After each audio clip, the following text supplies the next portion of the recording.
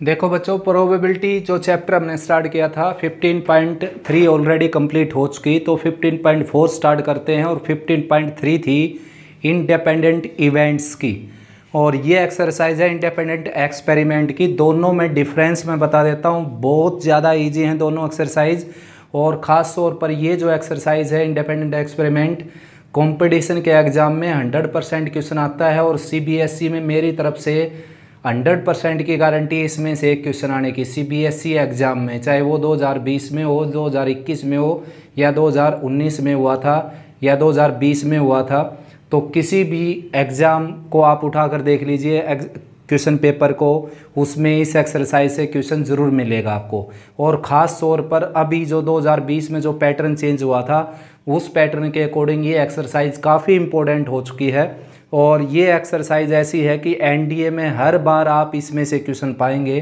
NDA के exam में, air force navy का जो X ग्रुप का एग्ज़ाम होता है, उसमें भी इसमें से क्वेश्चन आता है। मोस्ट इम्पॉर्टेंट एक्सरसाइज है। इवन देन SSET का जो पेपर होता है लेक्चरर के लिए, उसमें भी इसमें से एक क्वेश्चन डेफिनेटली आता है। तो मोस्ट इंपॉर्टेंट एक्सरसाइज है। मैं डिफरेंस बता देता हूँ आपको इंडिपेंडेंट इवेंट्स और इंडिपेंडेंट एक्सपेरिमेंट में। तो देखिए बच्चों, आपके सामने मैं दो एग्जाम्पल लिखता हूँ, एक इंडिपेंडेंट इवेंट्स का और एक इंडिपेंडेंट एक्सपेरिमेंट का। ये एग्जाम्पल है इंडिपेंडेंट इवेंट्स के लिए। इंडिपेंडेंट इवेंट्स, जैसे कि आपके पास एक थैला है और इसमें रेड बॉल हैं 5 और ब्लैक बॉल हैं इसमें 7, ठीक है ना। और यहाँ पर क्या चाहिए उसको कि 2 बॉल निकालनी है, विद रिप्लेसमेंट से निकालनी है। और एक बॉल, दोनों बॉल उसको क्या चाहिए, रेड, या फिर दोनों बॉल ब्लैक चाहिए, या first red and second black चाहिए उसको। तो first red and second black की ज़रूरत है उसको। तो फर्स्ट रेड ये हो गई और सेकंड ब्लैक ये हो गई। यहाँ पर लिखा हुआ है फर्स्ट एंड सेकंड। तो फर्स्ट रेड आ गई 5/12 और सेकंड ब्लैक आ गई 7/12। ये है इंडिपेंडेंट इवेंट्स, यानी कि दोनों एक दूसरे पर डिपेंड नहीं है। ये देखो कैसे, अगर पहली बॉल निकाल कर वापस रख के इसके अंदर दोबारा से दूसरी बॉल निकालते हैं तो ये होते हैं इंडिपेंडेंट इवेंट्स। अगर पहली बॉल निकाल कर बाहर फेंक देते हैं हम, फिर दूसरी बॉल निकालते हैं, वो होते हैं डिपेंडेंट इवेंट्स, यानी कि विदाउट रिप्लेसमेंट। जैसे एक बॉल रेड निकाल कर बाहर फेंक दूंगा मैं, फिर ब्लैक निकालने चलूंगा तो 7/11 लिखना पड़ेगा यहाँ पर, क्योंकि एक बॉल बाहर जा चुकी। तो ये इंडिपेंडेंट इवेंट्स हैं दोनों, ठीक है ना।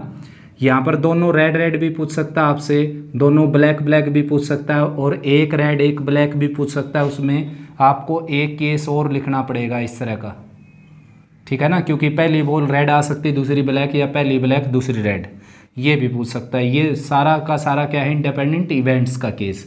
इंडिपेंडेंट एक्सपेरिमेंट में क्या होगा, देखो, एक तो डाई थ्रो कर दी, जैसे 1 2 3 4 5 6 डाई थ्रो कर दी। और एक क्या है कि इस बैग में से बॉल निकाल दी, जैसे रेड बॉल है इसमें 7 और ब्लैक बॉल हैं जैसे 4। तो क्या कहेगा, ये कहेगा कि डाई के ऊपर एक डाई फेंकी हमने और एक बॉल निकाली बैग में से, और डाई के ऊपर कितना आ जाए, 4 आ जाए, और बैग में से रेड कलर की बॉल निकल जाए। तो 4 आने के चांस कितने हैं, देखो 1/6, ये 1/6 हो गया। और रेड बॉल निकलने के चांस क्या है, 7/11। तो उसने कहा कि PA/PR के बारे में उसने बात की है आपसे, तो ये आ गया 1/6 × 7/11, यानी कि 7/66 आंसर आ गया। तो ये बच्चों इंडिपेंडेंट एक्सपेरिमेंट है। देखो, डाई थ्रो करेंगे हम तो बॉल पर कुछ डिपेंड नहीं है। यहाँ पर बॉल कुछ भी आ सकती है, रेड भी आ सकती है और ब्लैक भी आ सकती है, ठीक है ना। इस बैग में से कोई बॉल निकलेगी तो क्या डाई के ऊपर कोई इफेक्ट पड़ेगा कि डाई के ऊपर 6 आ जाए, या 4 आ जाए, या 1 आ जाए, इसके अकॉर्डिंग बिल्कुल भी इफेक्ट नहीं पड़ेगा। ये दोनों क्या है, इंडिपेंडेंट एक्सपेरिमेंट। ये एक्सपेरिमेंट है drawing a ball from the earn, and ये एक्सपेरिमेंट है थ्रोइंग ए डाई। तो दोनों एक्सपेरिमेंट क्या हैं, एक्सपेरिमेंट है बच्चों, ये इवेंट नहीं, इवेंट वहाँ पर हैं। ये एक्सपेरिमेंट है, ये एक्सपेरिमेंट है। तो दोनों एक्सपेरिमेंट क्या है, इंडिपेंडेंट एक्सपेरिमेंट, यानी कि केवल नेम डिफरेंट है, उसका इंडिपेंडेंट इवेंट्स, इसका independent experiment, question same to same है सारे, ठीक है ना। यानी कि जिस बच्चे ने ढंग से अगर 15.3 एक्सरसाइज की है तो 15.4 को समझाने की ज़रूरत है नहीं उसको, ठीक है ना। तो स्टार्ट करते हैं फर्स्ट क्वेश्चन। देखो बच्चों, फर्स्ट क्वेश्चन है, स्टेटमेंट में पढ़ देता हूँ एलिमेंट बुक से। A man and his wife appear for an interview for 2 post, the probability of husband selection is 1/7 and that of wife selection is 1/5. What is the probability that both of them will be selected, only one of them will be selected and none of them will be selected? तो भाई जैसा कि आप जानते हो, यहाँ पर मैं फिर से एक एग्जांपल, जैसा आप जानते हो पिछली एक्सरसाइज में हमने जो किया था ऐसा ही क्वेश्चन किया था, उसमें लिखा था Ramesh appear for an interview for 2 post A and B, post A selection is 1/7, post B selection is 1/5, इस तरह का क्वेश्चन था। तो वो क्या था, इंडिपेंडेंट इवेंट्स का, और ये है इंडिपेंडेंट एक्सपेरिमेंट का, क्योंकि यहाँ पर 2 बंदे हैं, देखो ठीक है ना, वहाँ पर एक ही बंदा था, 2 पोस्ट थी। तो वो एग्जाम्पल किसका था, इंडिपेंडेंट इवेंट्स का, यानी कि जब एक आदमी 2 या 2 से ज़्यादा पोस्ट के लिए जाता है तो वो है इंडिपेंडेंट इवेंट्स का एग्जाम्पल, और जब 2 या 2 से ज़्यादा आदमी एक पोस्ट के लिए जाते हैं वो है इंडिपेंडेंट एक्सपेरिमेंट का एग्जाम्पल। क्वेश्चन बिल्कुल सेम तरीके से निकलेगा। तो स्टार्ट करते हैं। देखो, both of them will be selected, दोनों के दोनों सेलेक्ट हो जाएं, तो दोनों सेलेक्ट हो जाएं, हस्बैंड भी और वाइफ भी, ये एच लिख देता हूँ मैं यहाँ पर, ठीक है ना। तो हस्बैंड भी सिलेक्ट हो जाए और वाइफ भी सिलेक्ट हो जाए, तो दोनों के चांस हो गए 1/7 × 1/5, यानी कि 1/35, बिल्कुल आसान है बच्चों, ठीक है ना। इससे आगे आप लिख सकते हो probability of H intersection W, या डायरेक्ट इस ऐसे कर सकते हो, let H be the event which denote that husband is select, W be the event which denote that wife is selected. तो सेकंड पार्ट करते हैं। सेकंड पार्ट है only one of them will be selected, वही तो बच्चों second है only one of them will be selected, केवल एक कैंडिडेट उसमें से सिलेक्ट हो जाए, यानी कि जैसे हस्बैंड सेलेक्ट हो गया तो वाइफ सेलेक्ट ना हो, ठीक है ना। और अगर वाइफ सेलेक्ट हो गई तो हस्बैंड सेलेक्ट ना हो, ये है ओनली वन। जैसी रिक्वायरमेंट है वैसा काम करना हमने। ऐसा भी कह सकता था वो कि एटलीस्ट 1 सेलेक्ट, तो वो फिर आप जानते हो क्या हो जाएगा, वो केस हो जाएगा कि ये सिलेक्ट हो गया, फिर ये हो गया, फिर दोनों सेलेक्ट हो गए, एटलीस्ट 1 आ जाता, या फिर कॉम्प्लीमेंट यानी कि 0 की प्रोबेबिलिटी निकाल कर note husband note wife selected 1 में से माइनस कर देते तो भी आ जाता। ऐसा भी रिक्वायरमेंट की जा सकती थी कि husband select and wife note selected, तो ये पोर्शन हो जाता, या पूछ लेता कि हस्बैंड सेलेक्ट ना हो वाइफ सेलेक्ट हो जाए तो ये पोर्शन हो जाता। अब उसने कहा कि ओनली 1, एग्जैक्ट 1, तो एग्जैक्ट 1 में 2 केस बनेंगे बच्चों, क्योंकि ज़रूरी नहीं कि हस्बैंड ही सिलेक्ट हो, वाइफ भी सिलेक्ट हो सकती है। तो हस्बैंड सेलेक्ट हो जाए उसके चांस है 1/7, वाइफ सेलेक्ट ना हो उसके चांस है 4/5, 1 में से माइनस करना पड़ेगा, और हस्बैंड सेलेक्ट ना हो उसके चांस है 6/7, और वाइफ सेलेक्ट हो जाए उसके चांस है 1/5। कैलकुलेट करेंगे तो 4 + 10, ये 4 + 6 आ जाएगा 10/35, और कैंसिल करेंगे 5 से, ये आ जाएगा 2/7, यानी कि only one of them will be selected, केवल एक कैंडिडेट सेलेक्ट हो जाए। नेक्स्ट है third part, none of them will be selected, एक भी कैंडिडेट सेलेक्ट ना हो, तो ये आप जानते हो naught h and note W, एक भी कैंडिडेट सेलेक्ट नहीं होगा इस केस में। तो नोट एच क्या आ जाएगा 6/7, इसको 1 में से माइनस करेंगे, और नोट डब्ल्यू आ जाएगा 4/5, क्योंकि इसको 1 में से माइनस करेंगे, तो 24/35 आ जाएगा आपका आंसर, ठीक है ना। नेक्स्ट क्वेश्चन स्टार्ट करते हैं। अब सेकंड और थर्ड क्वेश्चन और कर लेते हैं। सेकंड क्वेश्चन है the probability of student a passing the examination is 3/7, यानी कि ए के पास होने के चांस है 3/7, that of student be passing is 5/7, assuming that 2 students A pass and B pass as independent events, दोनों इवेंट्स क्या हैं इंडिपेंडेंट, अब की बार इवेंट्स लिख दिए इसने यहाँ पर, find the probability that only A pass the examinations, only one of them pass the examinations. बिल्कुल आसान क्वेश्चन है। देखो पहले केस में उसने लिखा है कि केवल ए पास हो जाए, तो ए पास हो जाए बच्चों, तो आपने ये आंसर नहीं देना क्योंकि दोनों बच्चों की परफॉर्मेंस एक साथ होनी है। तो ए पास हो जाए तो बी पास ना हो, ऐसा उसने कहा है इनडायरेक्टली, क्योंकि उसने यहाँ पर लिख दिया ए पास द एग्जामिनेशन, तो आपने ये आंसर दे दिया तो गलत हो जाएगा। दोनों बच्चे एक साथ उनको कंपेयर किया जाएगा, एक साथ चेक किया जाएगा, दोनों में से ए पास हो जाए। उसने कहा कि दोनों में से ए पास हो जाए। ये केवल है कि ये अगर एग्ज़ाम देगा तो इसके पास होने के चांस ये हैं। दोनों जब एग्ज़ाम देंगे तो दोनों में से ए के पास होने के चांस ये हैं, ए के पास होने के।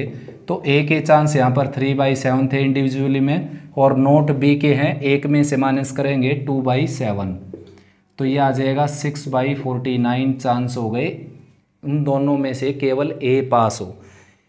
ओनली ए पास हो तो उसने इनडायरेक्टली बोल दिया कि बी फेल हो जाए, ठीक है ना। अब लिखा है कि ओनली वन पास, केवल ए पास, केवल एक कैंडिडेट पास हो जाए। तो ए पास हो गया तो बी फेल हो गया, या फिर ए फेल हो गया तो बी पास हो गया यहाँ पर, ठीक है ना, बी पास हो जाए। ये है ओनली वन, केवल एक कैंडिडेट पास हो जाए। तो ए के इंडिविजुअली पास होने के चांस 3/7 और बी के पास नहीं होने के चांस 2/7, वन में से माइनस किया था जैसे ये रहा।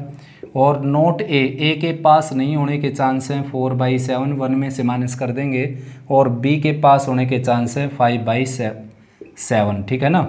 ये 6 हो गया और ये 20 हो गया, तो 26/49 चांस हो गए कि only one pass the exam. ये क्वेश्चन और कर लेते हैं। देखो Rahul speaks truth 5 times out of 6, यानी कि राहुल 6 बातों में से 5 सच बोलता है। Neha speaks truth 9 times out of 10, यानी कि नेहा 10 बात अगर बोलती है उसमें से 9 सच बोलती है। What is the probability that they contradict each other stating the same fact, यानी कि प्रोबेबिलिटी निकालिए वो दोनों एक दूसरे का विरोधाभास करें सेम स्टेटमेंट देने के लिए एक फैक्ट के ऊपर। देखो बात ये है कि जैसे कोई भी एक स्टेटमेंट है, कोई भी एक बात है, कोई भी एक इवेंट्स है, उसको बताने के लिए क्या होगा कि राहुल सच बोलेगा तो नेहा उसके ऊपर झूठ बोलेगी, या राहुल झूठ बोलेगा तो नेहा सच बोलेगी। इसको बोलते कंट्राडिक्ट करना। एनडीए में कई बार आता है ये वर्ड। ये इस तरह के क्वेश्चन मैंने बार बार बताया आपको, इस तरह के क्वेश्चन अक्सर आपको देखने को मिलेंगे। दे कंट्राडिक्ट ईच अदर, ये कंट्राडिक्ट ईच अदर का ही केस है। देखो ये कंट्राडिक्ट करते हैं एक दूसरे का, यही निकालना हमने इस क्वेश्चन में भी।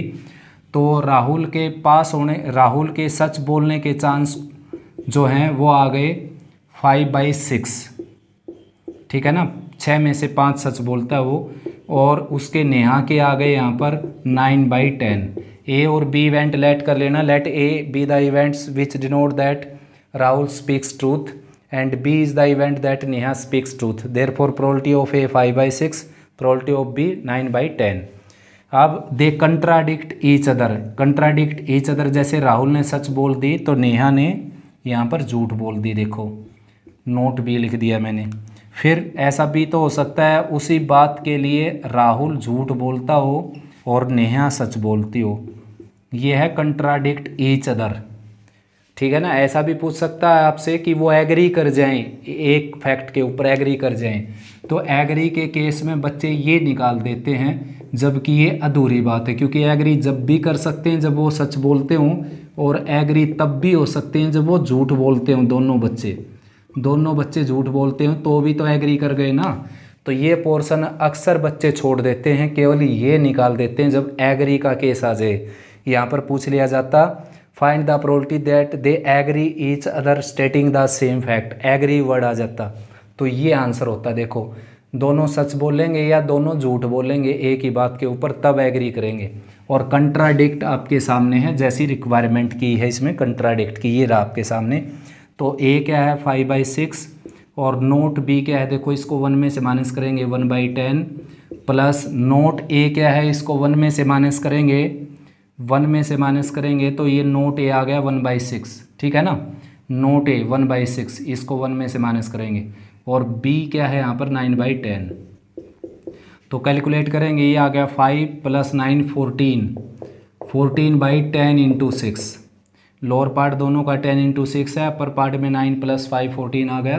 कैंसिल कर देता हूँ, 2 7 जा और 2 3 जा, तो ये आ गया कुल मिलाकर 7/30, ये आंसर आ गया। ठीक है ना। They contradict each other stating the same fact, यानी कि एक दूसरे का विरोध करें। एक बच्चा सच बोलेगा, उसका दूसरा उसी बात को झूठ बोलेगा। अगर ये सच बोलेगी तो ये झूठ बोलेगा, ये होता है कंट्राडिक्ट ईच अदर।